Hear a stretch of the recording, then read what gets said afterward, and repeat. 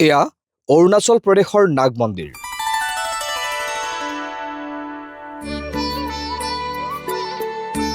অৰুণাচল প্ৰদেশৰ পশ্চিম কামেং জিলাৰ জামিৰি আৰু টেংগা ভেলীৰ মাজত অৱস্থিত এয়া নাগ মন্দিৰ।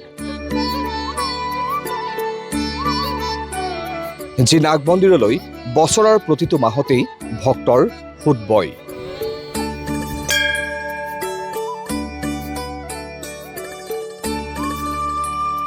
নিজৰ মনোকামনা পূৰণ কৰিবলৈ নাগ মন্দিৰ দৰ্শন কৰে দৰ্শনাৰ্থীয়ে।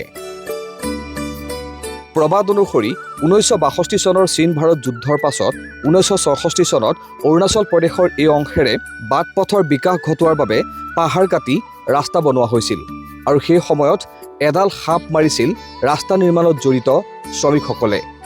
তাৰ পাছতেই অঞ্চলটোত দেখা দিছিল অপায় অমংগলে। সেই অপায় অমংগল দূৰ কৰিবলৈ সেই সাপডালক শ্ৰদ্ধাঞ্জলি জনাই এই অঞ্চলত স্থাপন কৰা হৈছিল এয়া নাগ মন্দিৰ আৰু তাৰ পাছতেই অঞ্চলটো দূৰ হৈছিল অপায় অমংগল। वेब टुडे को धन्यवाद देना चाहता हूं जो आप ये वीडियो बना रहे हैं। और नाग मंदिर इसलिए फेमस है कि यहाँ नाग निकलता है। 1966 की बात है, कहानी में बोल देते ना। 1966 की बात है जो यहाँ पर नाग का देखा जाता था। ये रोड कटिंग के समय में तो उस नाग को मार दिया गया था। मारने से बहुत डिस्टर्ब होने लगा। नागिन जो है सो आके यहाँ बहुत तकलीफ़ दे रहा था, आदमी सबको डिस्टर्ब कर रहे थे, काम भी नहीं बन रहा था। तो यहाँ पर मंदिर जो स्थापित किया गया तो नागिन जो है सो इस स्थान पर रहती है और ये जो है साल में नागपंचमी और शिवरात्रि के समय में नागिन निकलती है और उनके जो बच्चे सब हैं नाग वो सब भी निकलते रहते हैं। চুবুৰীয়া তেজপুৰকে ধৰি অসমৰ বিভিন্ন প্ৰান্তৰ উপৰিও পশ্চিমবংগ, মহাৰাষ্ট্ৰ, উত্তৰ প্ৰদেশ, দিল্লী, হাৰিয়ানা আদি বিভিন্ন স্থানৰ পৰা দৰ্শনাৰ্থীয়ে আহি সেৱা আগবঢ়াই যায় এই নাগ মন্দিৰত। বিশেষকৈ নাগ পঞ্চমী আৰু শিৱৰাত্ৰিৰ দিনা যথেষ্ট ভিৰ পৰিলক্ষিত হয় অৰুণাচলৰ এই নাগ মন্দিৰত। ये तो पूरे प्रांत से आते हैं, जैसे तेजपुर हो गए, आसाम से आते हैं, बंगाल से आते हैं, कलकत्ता की तरफ से लोग सब आते हैं, बम्बई से आते हैं, दिल्ली से आते हैं। यहाँ पर हर जगह के आदमी यहाँ पर आते हैं, केरला से, आंध्रा से। অপূৰ্ব প্ৰাকৃতিক পৰিৱেশৰ মাজত অৱস্থিত এই নাগ মন্দিৰ। লোকবিশ্বাস আছে যে এই নাগ মন্দিৰলৈ আহি প্ৰাৰ্থনা আগবঢ়াই যোৱা প্ৰতিগৰাকী ভক্তৰ পূৰণ হয় মনোকামনা।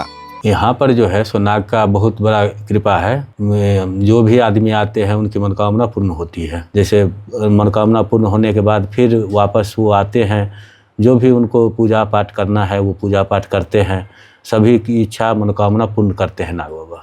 পৰ্যটনৰ বাবে বিখ্যাত অৰুণাচল প্ৰদেশৰ পশ্চিম অংশৰ দিৰাং, বমদিলা, টাৱাং, চেলাপাছ আদিকে ধৰি বিভিন্ন স্থানলৈ এই পথেৰে যাত্ৰা কৰা পৰ্যটকে নাগ মন্দিৰত এখন্তেক ৰৈ সেৱা লৈহে গন্তব্য স্থানলৈ আগবাঢ়ে। जैसे जो भी टूरिस्ट यहाँ आएंगे तो नाग मंदिर में दर्शन करके फिर उसके बाद तवांग जाएंगे, बमनीला जाएंगे, जहाँ उनको जाना है वहाँ जाते हैं। 1966 চনত ৰাস্তা বনোৱাৰ সময়ত এডাল সাপ নিধন হোৱাৰ ফলত নিৰ্মাণ হোৱা এই নাগ মন্দিৰে এতিয়া অৰুণাচল প্ৰদেশৰ উপৰিও সমগ্ৰ উত্তৰ পূৰ্বাঞ্চললৈ কঢ়িয়াইছে ধৰ্মীয় পৰ্যটনৰ ক্ষেত্ৰত প্ৰচুৰ সম্ভাৱনা।